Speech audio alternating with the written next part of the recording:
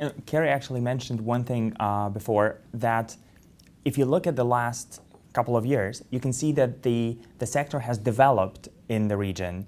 So at the very beginning, we were talking about something like call centers. I spoke to the mayor of Łódź a couple of weeks ago, and she said, we don't really have them anymore in Łódź. So how has that developed, and what do we have in the region right now? If I take our example, we've had a huge shift in terms of the more routine processing activities are not in Poland. They've shifted to some of our Asian hubs.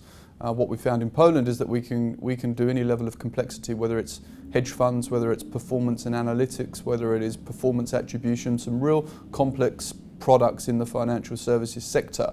And as the financial services sector changes itself, a lot of the new products and regulation that are coming into place are being launched directly out of our offices in Krakow and Gdansk. So we found that the ability to go up the complexity curve is absolutely fine. And so we expect that to continue. We would expect more client-facing roles to be put into our locations in Poland and more analytical tasks in the future. How do you see that developing, Elias?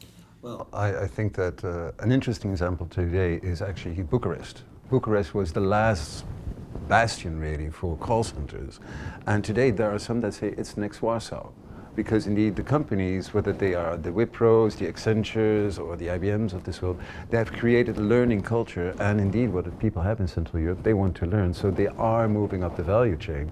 It's an observation Scott plays, well, everybody's still going to Krakow, but I think that he will be first to say you cannot do everything in Krakow today anymore, because if it's simple transactional stuff, Krakow is not your town.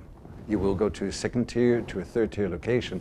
And I think that basically as this industry globally is moving forward, some countries have carved out their own niche. I think higher value add financial products, Poland makes a lot of sense. If it is into tech and IT, I think Bulgaria is really creating a place for itself. The Baltics have a very sweet combination of smaller centers, IT and many language skills. So I think that what we're seeing here is that the call centers that are still stigma in our industry, when you go into smaller locations, very often the young kids in university say, I don't want to work in a call center. We say, this is BPO, it's not a call center.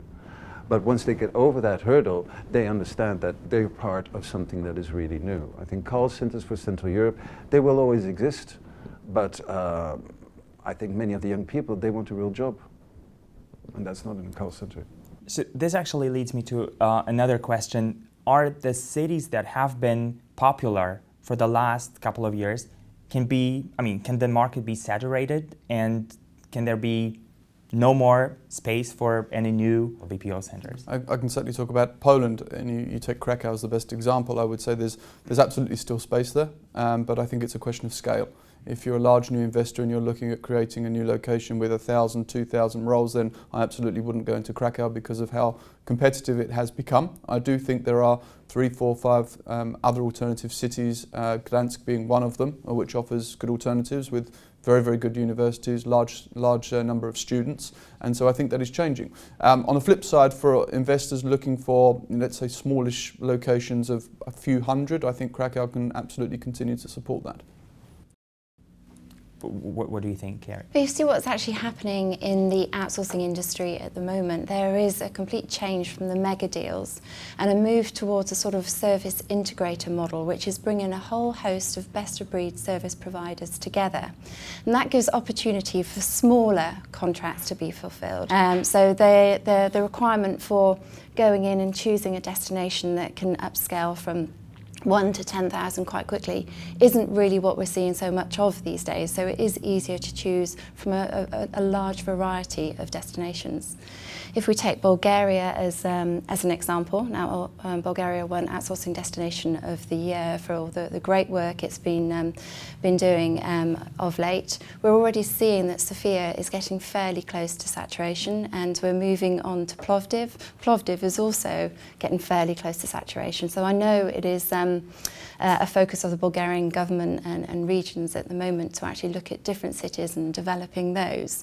But they've got every chance to be successful because of this new model of looking at best of breed and smaller players coming on in and delivering in this different ecosystem.